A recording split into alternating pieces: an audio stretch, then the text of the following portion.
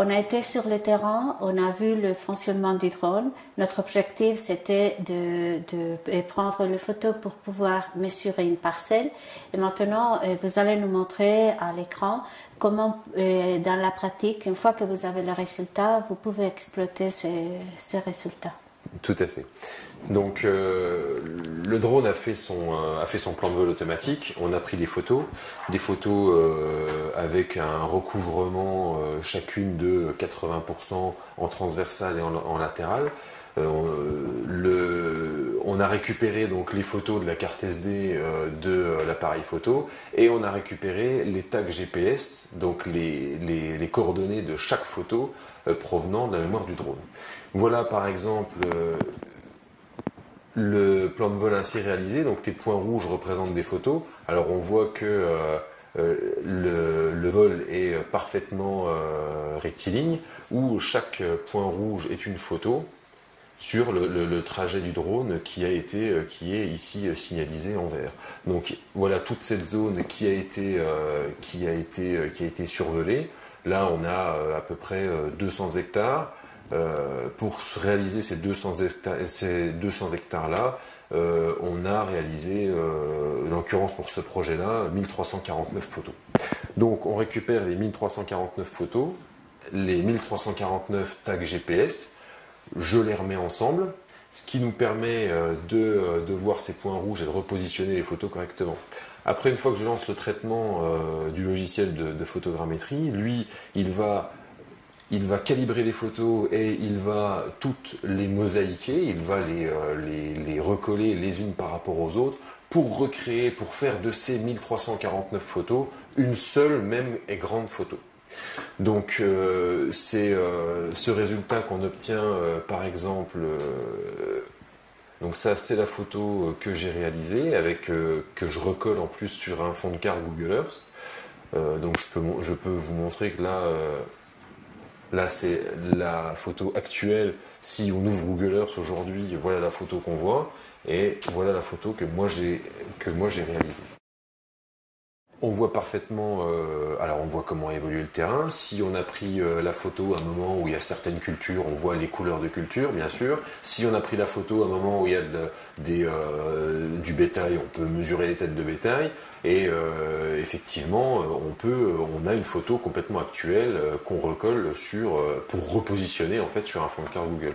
Donc cette photo-là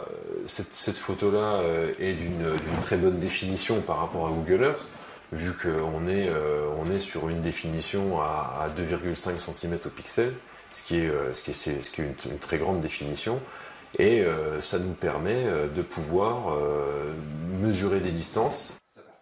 L'objectif du vol d'aujourd'hui, c'était de mesurer une parcelle. Est-ce que vous pouvez nous montrer comment ça s'est fait dans la pratique ?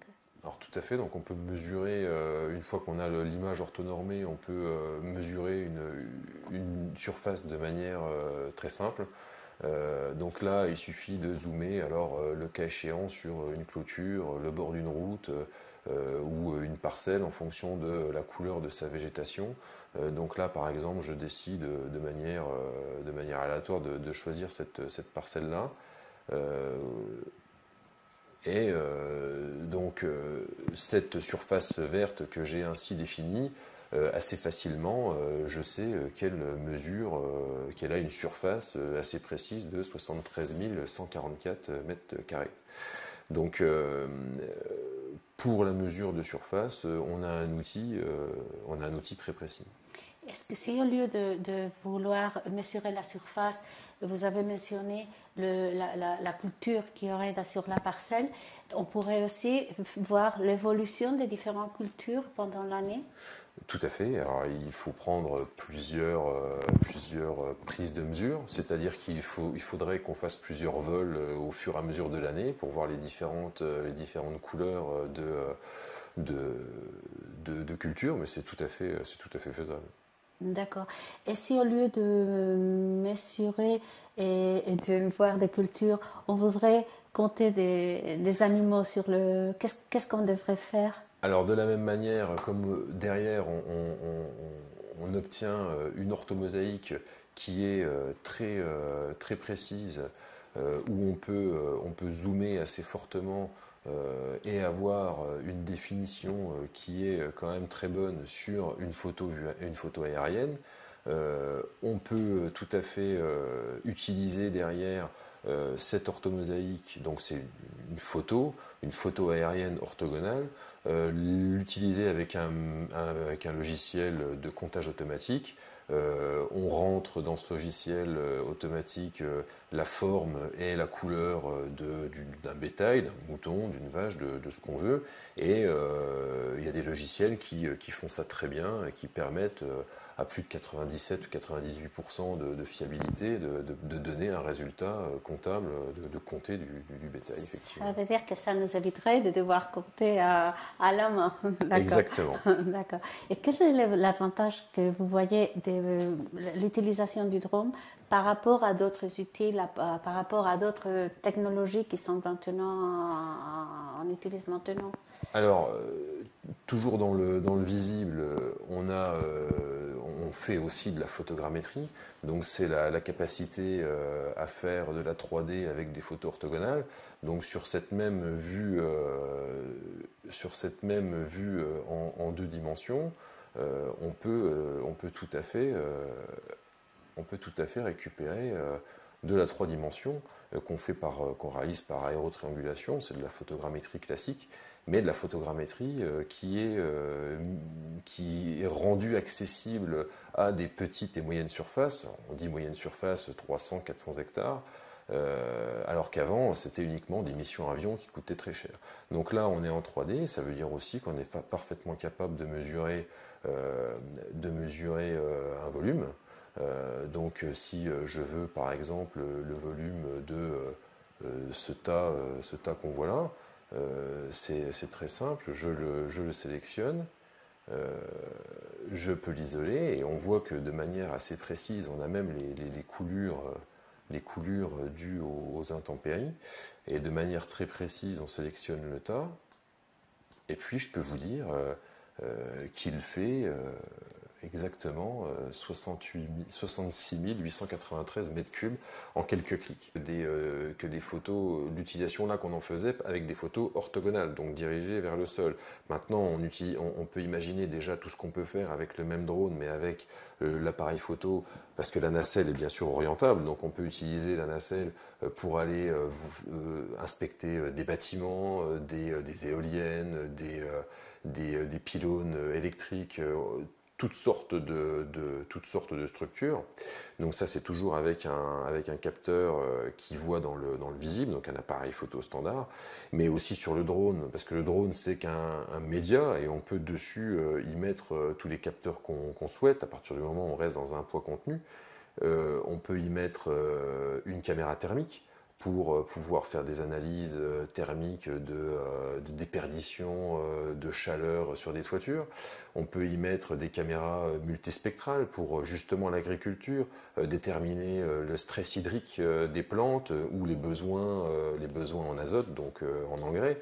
On peut y mettre d'autres capteurs, on peut y mettre des capteurs de pollution, on peut y mettre, les pompiers l'utilisent notamment pour avant d'envoyer des personnes dans les zones polluées.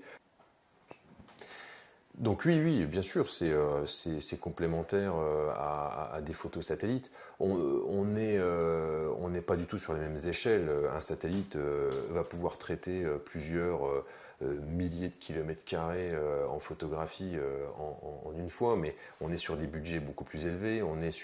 Les photos satellites doivent être prises à des moments précis de l'année où on n'a pas de couverture nuageuse. L'avantage du drone, c'est qu'on peut le faire par n'importe quel temps, n'importe quelle période, parce qu'il suffit que les nuages soient à plus de 150 mètres et on peut voler. L'avantage du drone, c'est le coût modéré. Le drone, après, est réservé à des surfaces moyennes et on peut couvrir 600, 700 hectares en une journée. Alors bon, on peut faire 2 jours, 3 jours, mais voilà le rendement du drone, c'est 600, 700 hectares maximum en une journée. Et j'étais en train de réfléchir quand vous me parliez de différentes applications du drone.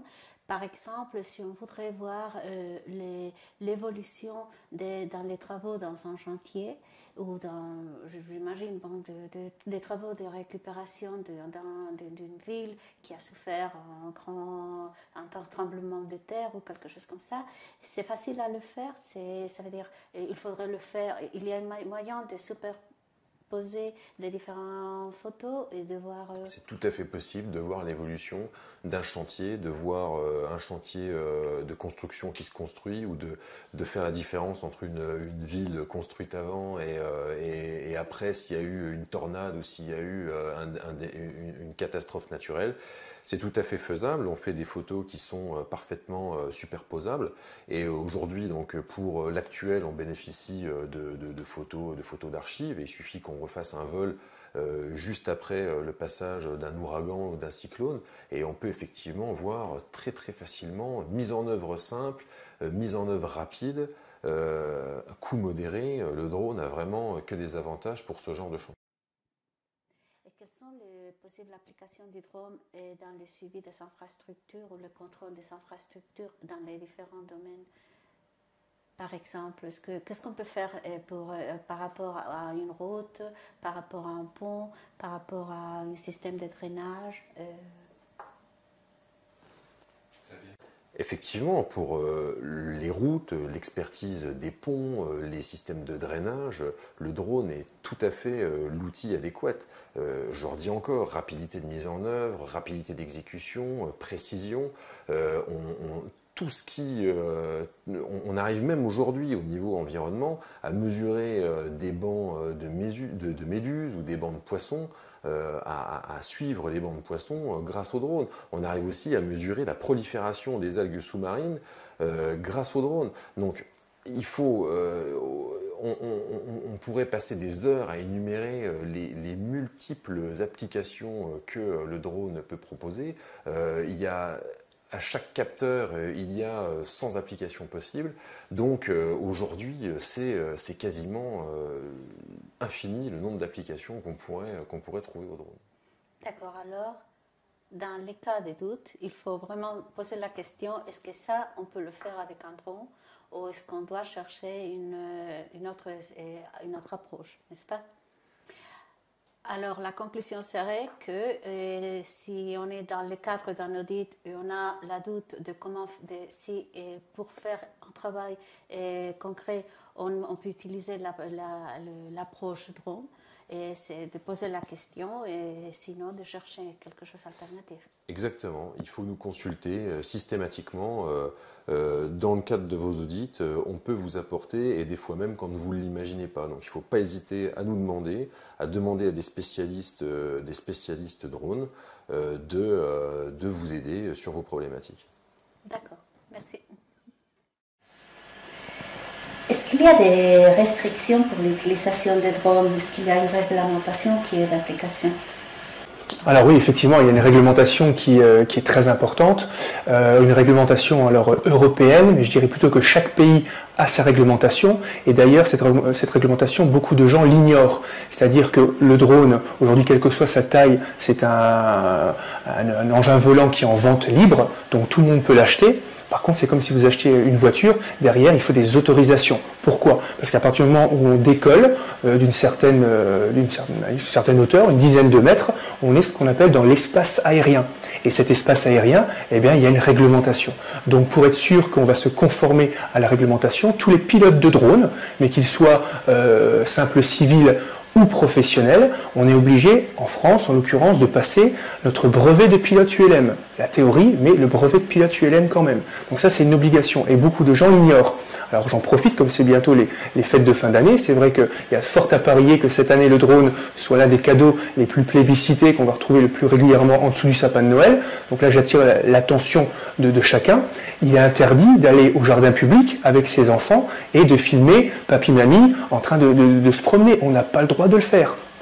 Donc la réglementation est très très importante et très sévère. Et là aussi, il y a fort à parier qu'elle va encore se renforcer dans les années suivantes. Alors bien évidemment, Romain et moi, donc on a passé notre brevet de pilote ULM. On a déposé ce qu'on appelle un MAP, un manuel des applications particulières, auprès de la DGAC, Direction Générale de l'Aviation Civile. Et en fonction des scénarios de vol, c'est-à-dire selon que l'on va voler dans les zones peuplées ou les zones non peuplées, d'accord, eh bien on a une autorisation soit donc délivrée par la DGAC, avec le MAP, ou une autorisation préfectorale. Donc vraiment, il y a une réglementation qui est très importante. En fonction des pays, même au niveau européen, à ce jour, il n'y a pas encore une réelle harmonisation. Donc ce qui est valable en France, il faut vérifier que ce soit valable, je ne sais pas, par exemple au Luxembourg, en Belgique, en Espagne, etc. Donc d'une manière générale, on va dire que oui, le drone est autorisé dans l'espace européen, on va pouvoir voler, mais il va falloir quand même en amont bien regarder la réglementation dans chaque pays. D'accord ? Et donc aujourd'hui, pour demander cette réglementation et avoir un feu vert, un go, en général, il va se passer entre 3 et 4 semaines. Donc des professionnels comme nous, il y a fort à parier qu'on aura les autorisations pour voler dans les différents pays membres de l'Union européenne. Ça demande un petit peu de travail en amont. Voilà. Et vous allez faire aujourd'hui à la cour un de vol de démonstration. Et est-ce que vous avez dû faire des démarches auprès des autorités luxembourgeoises? Bien sûr, bien sûr. On a dû demander une autorisation que l'on a eue. Alors c'est un courrier dans lequel on explique dans le détail le déroulé de la mission, où on va voler, le temps, l'altitude, qu'est-ce qu'on va faire et surtout la mise en sécurité du site. Donc c'est une sorte de cahier des charges extrêmement précis. On va décliner tous les moments du vol, de l'organisation en amont jusqu'au moment où le drone se pose. Et seulement à ce moment-là, donc l'aviation civile luxembourgeoise nous autorise à survoler, effectivement. Donc si on n'a pas cette autorisation, on est hors la loi. Donc Est-ce qu'il y a d'autres limitations à l'utilisation d'un drone? Oui, tout à fait. Alors tout à l'heure, effectivement, tout à l'heure, on parlait d'espace aérien. Aujourd'hui, partout en France, on nous interdit à voler au-delà de 150 mètres. Donc 150 mètres, c'est le plafond que l'on ne doit pas dépasser. Donc toutes les missions, que ce soit en zone peuplée, non peuplée, en fonction des scénarios de vol, je ne vais pas rentrer dans le détail maintenant, mais au maximum, on peut voler à 150 mètres. Parce qu'après, sinon, on va rentrer dans d'autres couloirs aériens, donc mise en danger des gens qui pourraient utiliser l'espace aérien, des ULM, des deltaplanes, des paramoteurs, etc., etc. Combien de sociétés il y a en France professionnels du drone? Alors, des professionnels, on va en trouver aujourd'hui environ 900 qui se sont inscrits ces derniers temps. Donc c'est un marché en pleine expansion. C'est vrai qu'aujourd'hui, vous le constatez comme moi, il y a une grosse actualité autour du drone. C'est vraiment quelque chose qui attire. Au début, ça paraît effectivement ludique. On se dit, tiens, c'est sympathique de faire voler un drone, etc. On l'a vu tout à l'heure que le vol du drone, c'est une chose. Les réelles compétences et la professionnalisation de ce métier, c'est surtout après, c'est-à-dire le post-traitement que l'on va faire grâce au logiciel. Donc là, pour répondre à la question, aujourd'hui en France, il y a environ 900 opérateurs, d'accord, mais 95 ou 98% de ces 900 sociétés qui travaillent avec des drones, c'est principalement des photographes donc, qui vont faire de la photo artistique. Comme l'expliquait Romain tout à l'heure, donc avec des drones qui vont voler entre 8 et 12 minutes, donc une élévation, quelques prises de vue et on repose le matériel. Des gens qui aujourd'hui font ce qu'on a vu, donc vraiment de la modélisation 3D, de la photogrammétrie, etc., on doit être à peu près entre 3-4 prestataires en France, dimensionnés comme nous en termes de matériel, de logiciel et d'équipement. Donc c'est un marché qui va forcément attirer demain la concurrence, mais de par le niveau de technicité demandé, au niveau de traitement informatique, traitement de l'image, et la capacité d'investissement, je vous rappelle quand même aujourd'hui que Hydronext est équipé de 3 drones. Chaque drone avec ses logiciels vaut à peu près 50 000 euros. Donc vous voyez qu'on n'est pas dans l'ordre du jouet. Donc il y a une grosse partie du marché, ça va être de la photo artistique sur des drones qui valent 2-3 000 euros, et ensuite du professionnel comme nous pour traiter de la surface et vous accompagner sur des missions où il y a des centaines d'hectares à traiter en une journée. Et quelles sont les capacités nécessaires pour pouvoir travailler avec les drones? Alors principalement, notamment en France, je vous dis chaque pays a sa réglementation, mais ce qu'on va retrouver majoritairement, c'est cette obligation de passer son brevet de pilote ULM. Donc ça c'est important pour avoir toutes ces connaissances en aéronautique avant de faire décoller un avion, on l'a vu tout à l'heure, maîtriser le sens du vent, les ascendants, la pente, etc., etc. Donc vraiment une approche aéronautique au sens du terme, ça c'est une obligation. Donc c'est en vente libre d'un côté, mais pour travailler comme il faut et avoir cette autorisation, obligation de passer son permis, son brevet EULL. Et au-delà de ce qui est réglementaire, quel est le profil qu'on doit avoir, quelles sont les connaissances qu'il faut avoir pour pouvoir travailler avec les drones? Alors, comme on l'a vu là aussi, il faut quand même avoir un bon bagage déjà au niveau photographie. Il faut être passionné par la photographie parce qu'il y a quand même beaucoup de réglages à faire en fonction de la luminosité, de la vitesse de vol du drone, de sa hauteur de vol, etc. Donc, photographe un petit peu au départ.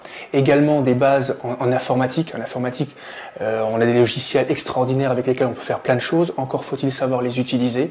Donc il faut se l'approprier. Aujourd'hui, c'est la raison pour laquelle avec Romain, on s'est mis ensemble dans cette aventure. C'est que Romain, qui est de formation ingénieur, utilise complètement ses compétences et sa formation pour utiliser l'outil. Donc bagage photographique, profil un peu type ingénieur. D'accord. Et ensuite du temps, de la bonne volonté, une volonté d'apprendre. Puisque c'est un produit nouveau, qu'on va faire du sur-mesure, que ce n'est pas un produit fini, il faut chercher, il faut expérimenter, on apprend tous les jours. On apprend tous les jours. Et comment pensez-vous développer les marchés dans les prochaines années? Oui, alors aujourd'hui nous sommes déjà sur notre deuxième année d'exercice, d'activité, et pour autant chaque jour nous sommes en phase d'évangélisation. C'est-à-dire que mon rôle au niveau du commerce, c'est de pousser un maximum de portes, de rencontrer un maximum de gens, justement pour démystifier cette utilisation du drone. C'est-à-dire c'est quelque chose qui jusqu'à hier on s'en servait pas, les gens ne pensaient pas à avoir recours au drone, et il faudrait qu'idéalement, au fur et à mesure de mes démarches, des chantiers, de la recommandation, eh bien que les gens se disent tiens, je pense drone. Donc le drone va s'inscrire, le drone ne va pas tout remplacer, ça va être un outil supplémentaire, complémentaire, dans une caisse à outils qui est déjà existante. Et ce qu'on aime, c'est un vœu pieux, c'est que demain des gens comme vous, les utilisateurs potentiels, se disent tiens, finalement sur cette application, je ne vais pas utiliser de manière traditionnelle de comptage au sol, je ne vais pas prendre un avion, pas prendre un hélicoptère. Par contre, le drone prend toute sa place pour toutes les raisons qu'on a vues, réactivité, économie, sécurité, rendement à la journée, précision, factualité de l'information. Voilà, pour toutes ces raisons-là, il faut que demain, le drone, comme un téléphone portable, soit rentré dans les mœurs et qu'on dise tiens, t'embête pas, appelle Hydronext et ils vont nous accompagner sur la mission. C'est mon rôle. Ce qui est important, on a pu le voir également au niveau de la mise en œuvre, c'est qu'à chaque fois, il faut respecter une checklist. Parce que c'est très fin, c'est très précis, on a vite fait de faire une erreur, et une fois que le drone est en l'air, cette erreur peut être fatale, que ce soit sur un plan financier ou surtout sur un plan sécuritaire. Donc toute la mise en œuvre, toute la logistique doit être faite au millimètre. Comme lorsqu'un pilote d'avion prend les commandes d'un Boeing ou d'un Airbus, il y a une checklist. Nous, au niveau des drones, c'est exactement pareil. Et c'est la raison pour laquelle le drone ne peut pas être mis entre les mains de tout le monde.